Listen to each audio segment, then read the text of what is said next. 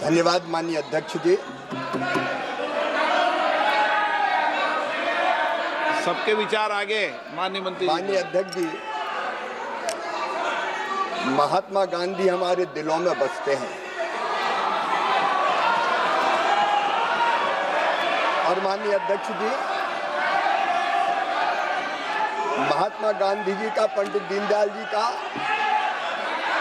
ये संकल्प था ये देखो कि जो सबसे पीछे है, जो सबसे नीचे है, उनका कल्याण सबसे पहले किया जाए।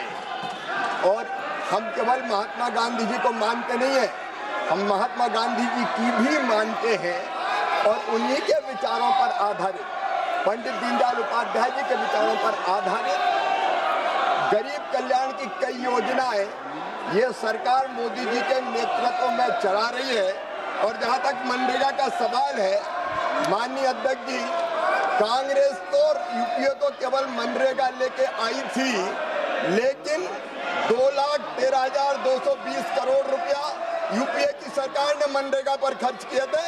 हमने 8,53,810 करोड़ रुपया गरीबों के कल्याण के लिए खर्च किए और इस योजना को और मजबूत करने की कोशिश की।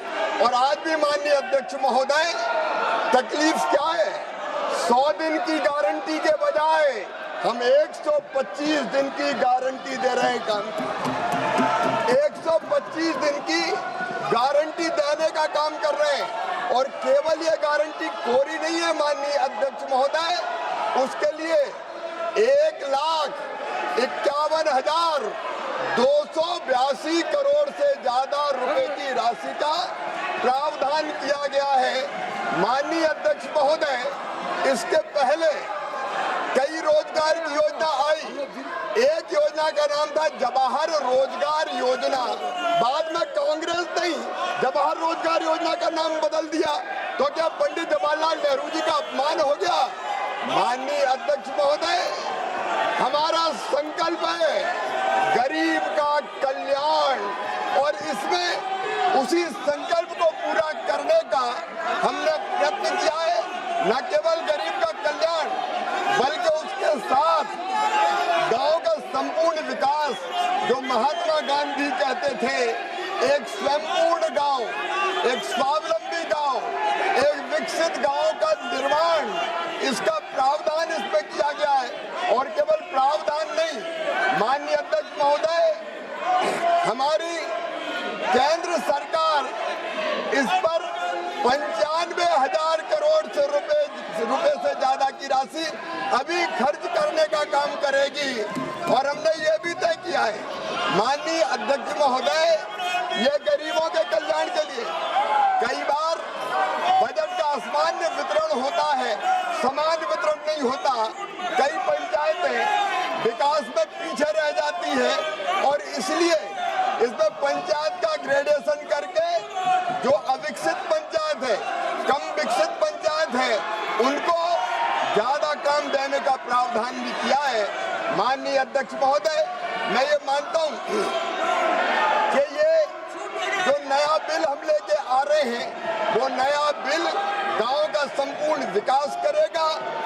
शरद पवार जी, माननीय अध्यक्ष महोदय, जब केंद्रीय कृषि मंत्री थे, तब उन्होंने ही ये कहा था कि कृषि कार्यों के लिए, मनरेगा के काम के लिए मजदूर नहीं मिलते।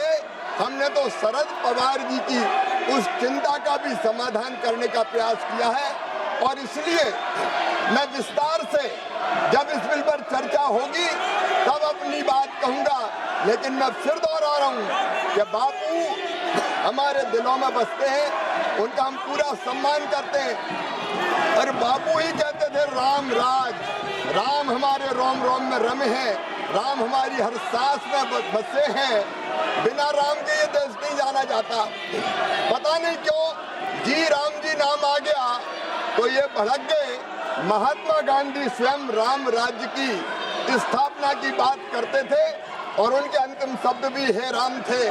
बापूजी का पूरा सम्मान करते हुए राम राज की स्थापना मतलब दैविक भौतिकता का राम राज काहू नहीं व्यापा, हर गरीब को भरपूर रोजगार मिले, उसकी गरिमा को सम्मान हो, दिव्यांग बुजुर्ग और महिला, अनुसूचित जाति जनजाति, उनको और प्रोटेक्शन दिया जाए, इसके लिए ये बिल लेके आए हैं।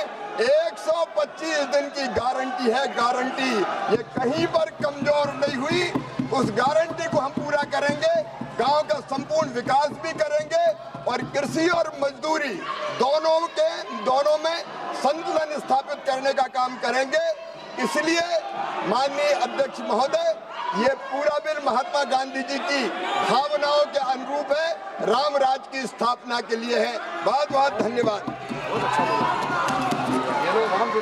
राष्ट्रीय एक ही विधेयक को पुनर्स्थापित करने की अनुमति प्रदान की जाए। जो सदस्य इसके पक्ष में हाँ गए, जो सदस्य विरोध में ना गए, मेरे विचार में निर्णय हाँ वालों के पक्ष में हुआ, हाँ वालों के पक्ष में हुआ।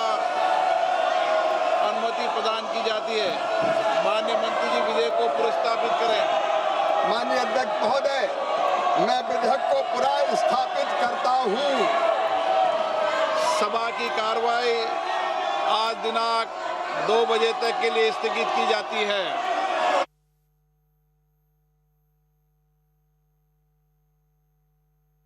There in the Lok Sabha, as we saw a discussion over the Manrega bill change that is being pushed forth by the government. It's not just the nomenclature that's changing. There's a lot in the fine print that's changing as well. The government, the minister concerned, that is Shivraj Singh Chauhan, who's the Minister for Agriculture and Farmers Welfare, defending why the government is bringing this bill, also allaying any fears that opposition leaders or members of parliament have raised on the floor of the House about how this takes away from welfare of farmers. The government there rebutting in equal measure to all of those concerns that were raised by the opposition during that very short discussion. The House, of course, now stands adjourned until 2 p.m. Well, we'll keep a track of what's transpiring there in the parliament, which